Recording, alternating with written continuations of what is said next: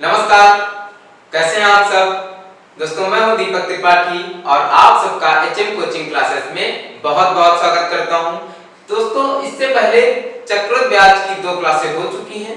ये चक्रवृद्धि ब्याज की तीसरी क्लास है और आज हम लोग चक्रवृद्धि ब्याज के कुछ क्वेश्चंस को समझेंगे, कुछ टाइप्स के अलग-अलग टाइप के क्वेश्चंस को समझेंगे। तो आपसे एक गुजारिश है कि अगर आप सीधे यही वीडियो देख रहे हैं, आप पहली बार हमारी वीडियो हमारे चैनल पर आए हैं, हमारी वीडियो को देख रहे हैं, तो इससे पहले वाली वीडियो को जरूर देखिए। जो चक्रवृद्धि ब्याज की पहली वीडियो से तो जरूर शुरू करिए, जिससे आपको चक्रवृद्धि ब्याज का बिल्कुल बेसिक से समझ में आ जाएगा, उसके कॉन्सेप्ट सारे। तो चलिए आज बात कर लेते हैं चक्रवृद्धि ब्याज के कुछ क्वेश्चंस की और देखते हैं पहला क्वेश्चन क्या है।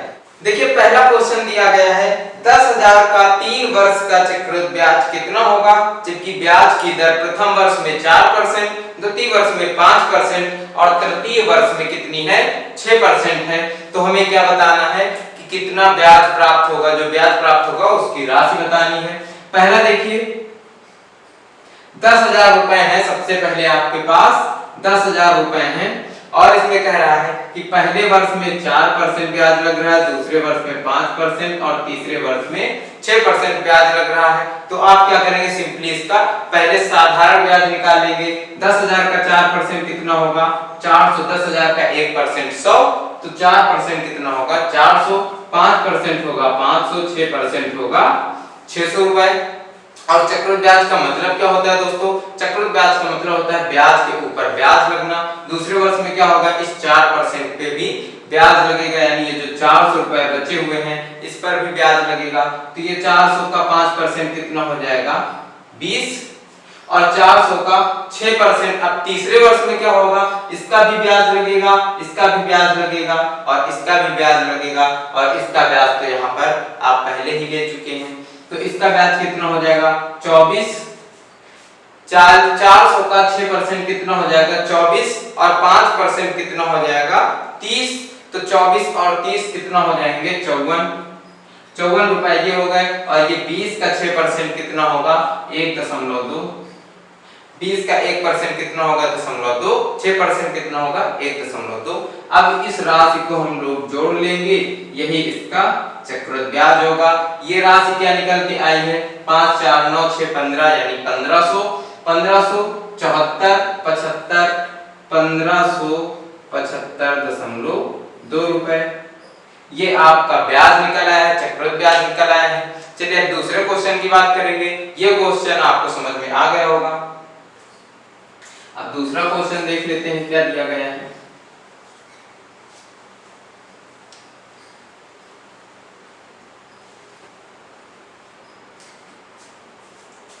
देखिए, दूसरा क्वेश्चन दिया गया है अर्धवार्षिक रूप में संयोजित चक्रवृद्धि ब्याज की 12% वार्षिक दर से 2500 की धनराशि कितने वर्षों में 2809 रुपए हो जाएगी। पहले थी 2500 रुपए, अब हो जाएगी 2809 रुपए। और क्या दिया गया है, दर दिया गया है 12%।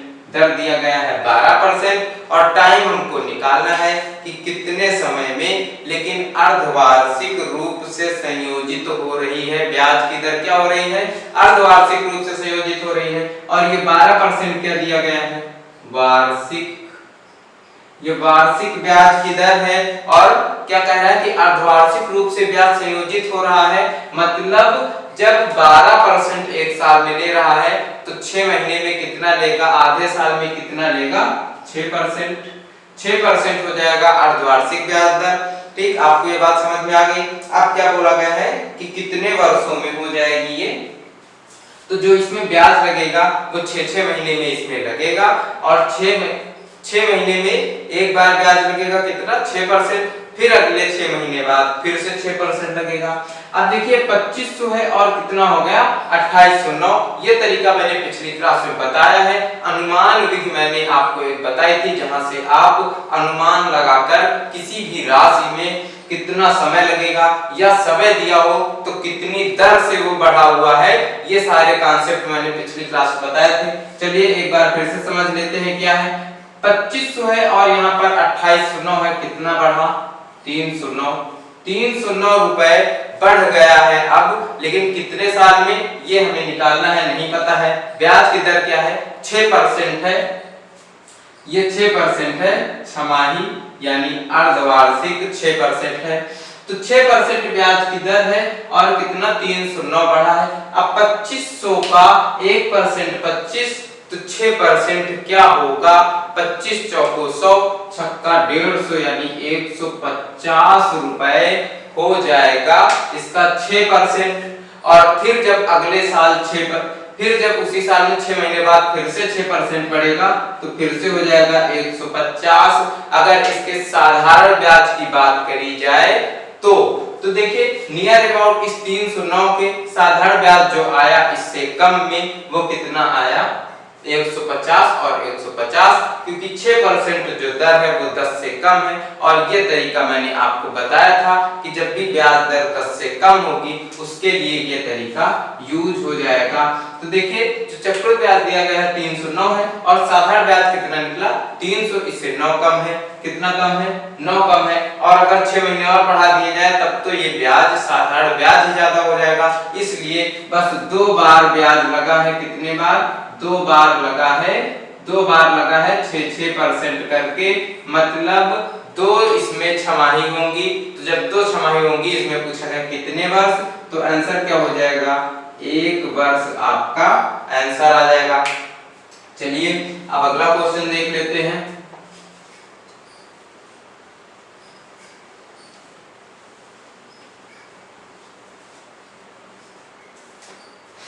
देखिए अगला क्वेश्चन दिया गया है कि 12% वार्षिक चक्रवृद्धि ब्याज की दर से 1,25,000 की धनराशि कितने समय में 1,48,877 रुपए हो जाएगी, जबकि ब्याज अर्धवार्षिक रूप से संयोजित हो। यहाँ पर भी देखिए अर्धवार्षिक ब्याज संयोजित हो रहा है। राशि कितनी है, 1,25,000 राशि है वो कितनी जाती है, 1,48,877 रुपए हो जाती है।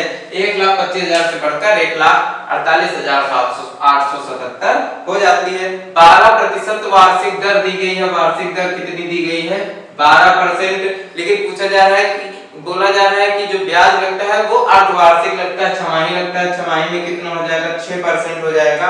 जब एक साल में 12% ब्याज दे रहा है तो आधे साल में कितना लेगा, उसका आधा लेगा, यानी 6% ब्याज लेगा प्रति छमाही, प्रति अर्धवार्षिक में वो 6% ब्याज लेगा।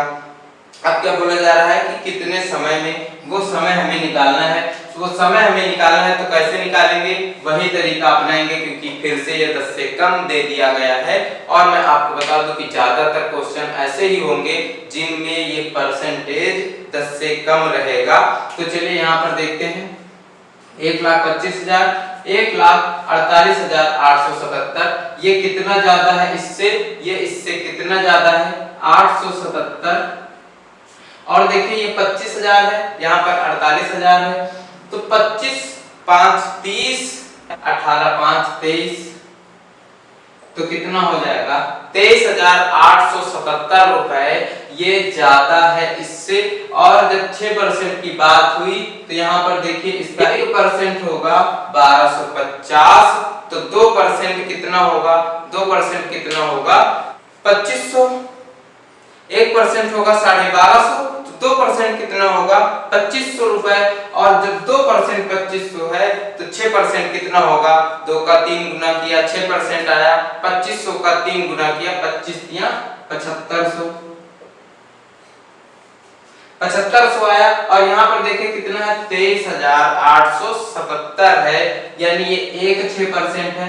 फिर जब अगले 6% जुड़ेंगे, अगले 6% जुड़े फिर 7500 हो गए, ये यहाँ पर साधारण ब्याज होगा, ठीक।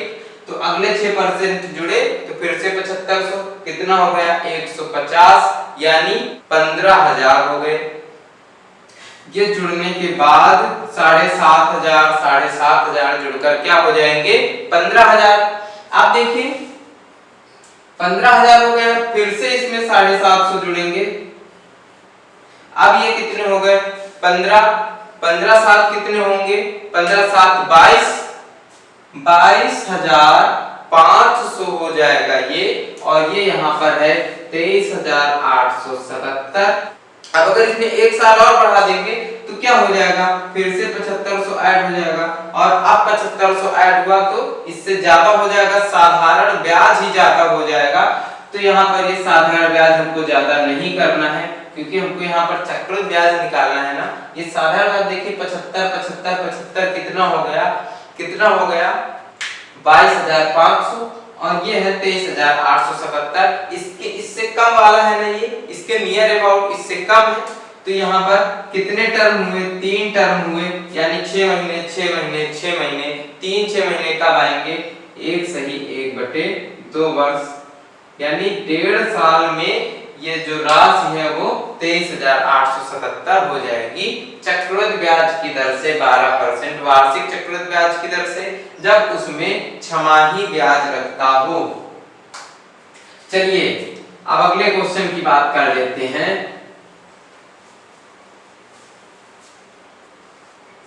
देखिए अगला क्वेश्चन दिया गया है, चक्रवृद्धि ब्याज से कौन सी राशि एक वर्ष के अंत में 650 रुपए तथा 2 वर्ष के अंत में 676 रुपए हो जाती है। भाई एक वर्ष के अंत में कितनी हो गई, 650, और 2 वर्ष के अंत में कितनी हो गई, 676। तो क्या बताना है कि वह राशि कौन सी है, वह धनराशि कौन सी है। एक वर्ष बाद ये 650 हुई, फिर उसके बाद 2 वर्षों बाद कितनी हुई, 676। अब देखो यहाँ पर सिंपल सा, ये जब दूसरे वर्ष में बढ़ा तो जो परसेंटेज बढ़ा होगा वो परसेंटेज तो बराबर रहा होगा ना, परसेंटेज तो समान ही रहेगा। यहाँ पर देखते हैं कितना परसेंट बढ़ा, ये 50 है, ये 76, कितना बढ़ गया, 26, कितना बढ़ा, 26 बढ़ गया। तो ये 26 जो है, ये 26 650 का कितना परसेंट है, ये 26 650 का कितना परसेंट है, ये देखेंगे कितना आया, 13-25 65, 13 दूनी 26, 5 दूनी 10, यानी ये 4% है। इसका जो ये 76 बढ़े हैं, ये कितना बढ़ के हुए, 4% बढ़कर हुए।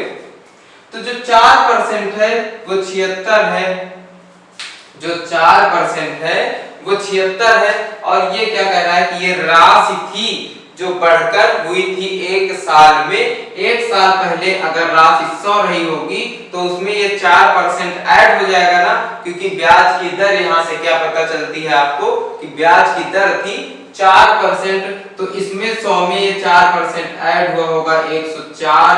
ये राशि कितनी रही होगी, 104% के बराबर रही होगी। 104% रहा 650, तो 100% क्या होगा, जब 104 650 के बराबर है तो 100% क्या होगा, देखिए 650 गुणे 100 बटे 104 कर दिया, तो यहां से निकल आएगा कि 100% क्या होगा, ये धनराशि क्या होगी। देखिए यहां पर क्या निकल के आएगा, 2,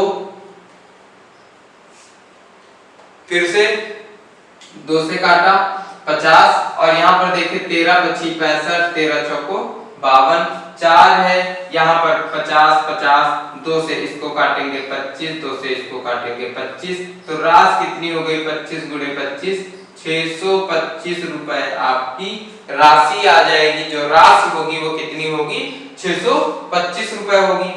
तो देखिए यहाँ तक आपको समझ में आ रहा होगा। यहाँ पर देखिए 2 टाइप के क्वेश्चंस हो चुके हैं अभी चक्रवृद्धि ब्याज के इस क्लास में। अब आगे और बात कर लेते हैं, और वैरायटी कर लेते हैं क्वेश्चंस की, और देख लेते हैं कि और कैसे कैसे क्वेश्चंस हैं आज की क्लास में। देखिए अगला क्वेश्चन दिया गया है कि 10% वार्षिक दर से 3 वर्ष के लिए किसी धनराशि के चक्रवृद्धि ब्याज तथा साधारण ब्याज का अंतर जो है वो है 620 रुपए। 3 वर्ष के लिए, 3 वर्ष में है 10% साधारण ब्याज की दर जो है, वार्षिक दर जो है ब्याज की वो कितनी है, 10%, और साधारण ब्याज और चक्रवृद्धि ब्याज के बीच में अंतर कितना है, अंतर है 620 रुपए। 620 रुपए अंतर है 3 वर्ष के साधारण ब्याज और चक्रवृद्धि ब्याज के बीच में। देखिए यहाँ पर 10% दिया गया है, तो आप क्या करेंगे, सिंपली 100 रुपए थे आपके पास, 3 साल में आपको 10 10 10, ये साधारण ब्याज हो गया। साधारण ब्याज देखिए कितना हो गया 30 रुपए।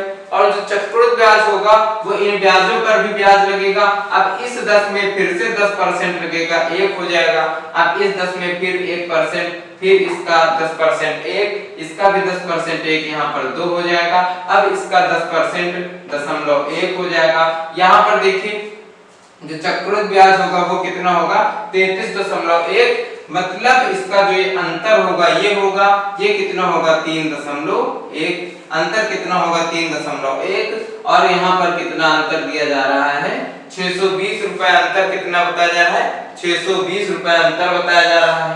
तो ये जो 3.1% है ये 620 के बराबर है। तो आपको क्या करना है, आपको वह धनराशि बतानी है, ये 100 बराबर बताना है। यहाँ से देखिए दशमलव हटाएंगे 0 खिलाएंगे, 31 से काटेंगे 2 बार जाएगा 200, 1 बराबर 200, तो 100 बराबर क्या होगा 20,000।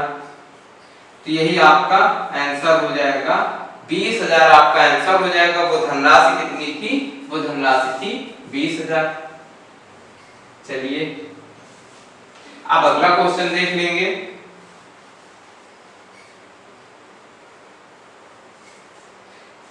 अगला क्वेश्चन देखें तो क्या दिया गया है कि 800 रुपए का 15% वार्षिक दर से 2 वर्ष 4 माह का वार्षिक रूप से संयोजित चक्रवृद्धि ब्याज कितना होगा।